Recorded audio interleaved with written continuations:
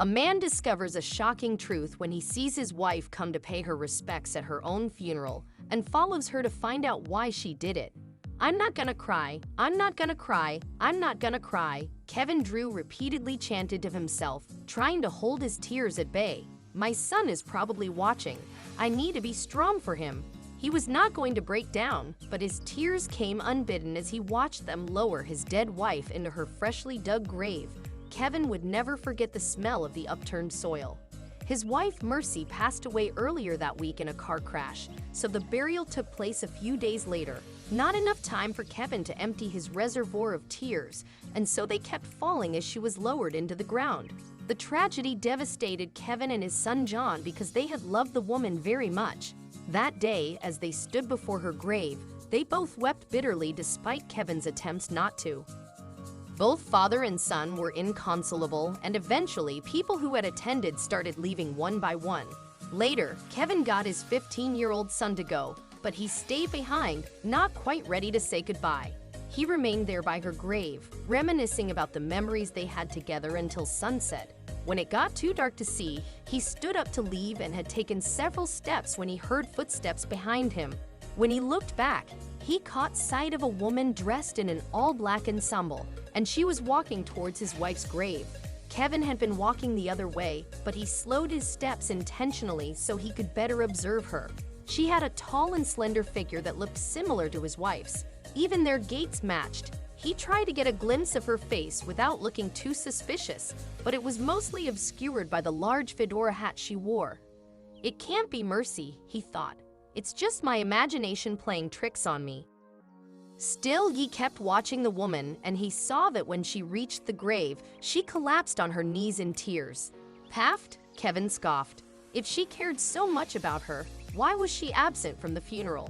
At that moment, he decided that she was probably a friend who got the news late, so he picked up his pace again.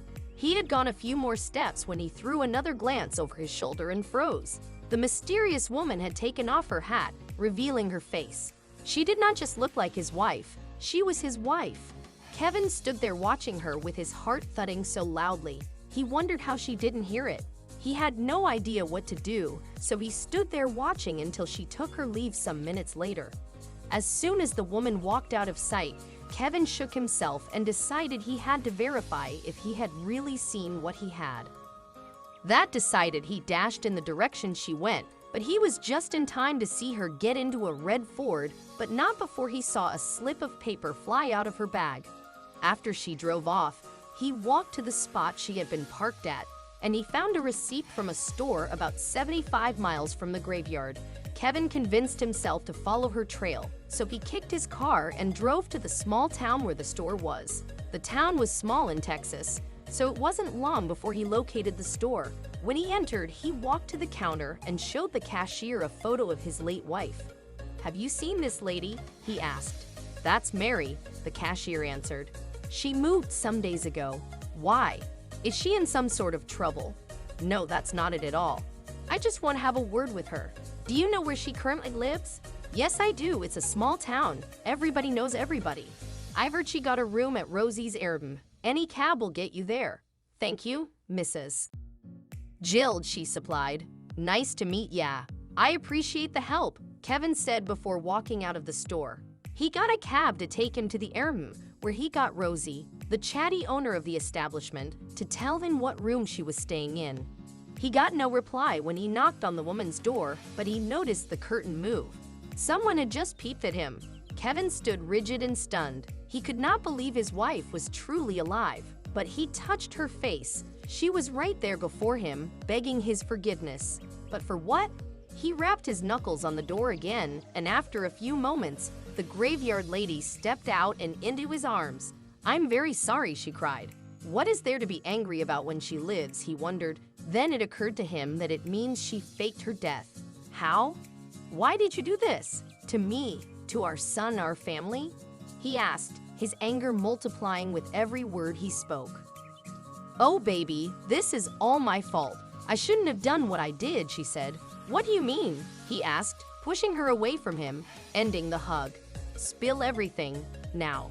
"It began a few months ago when I stumbled on a woman who looked like a copy of me. She even had the crown-like birthmark I've got on my belly. Aren't those supposed to be unique? Kevin asked.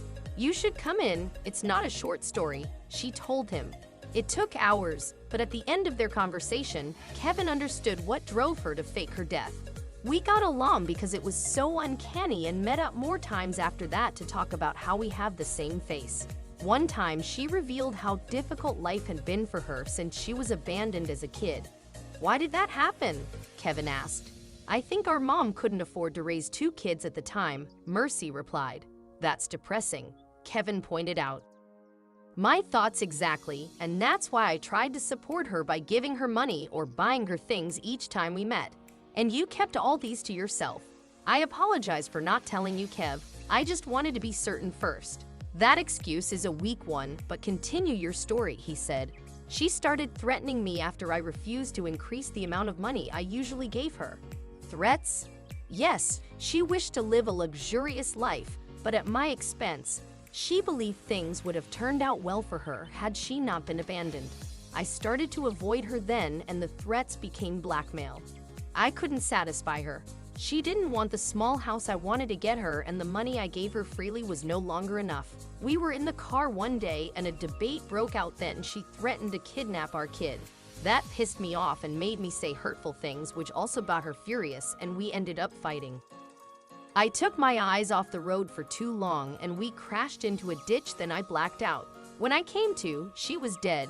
I was afraid of serving jail time, so I ran away and anonymously tipped the police. It was not your fault, Mercy. You could have told me. I would have supported you, Kevin said unhappily.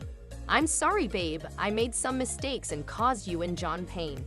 The two went back home together, and after more talks, Kevin followed Mercy to the police station to turn herself in. The judge acquitted her of all charges at the trial after evidence that her sister had blackmailed and threatened her family was provided. Mercy kept her sister in her heart and would often visit her grave with flowers despite everything that transpired between them. Have your rest now, Grace, she would whisper as she left.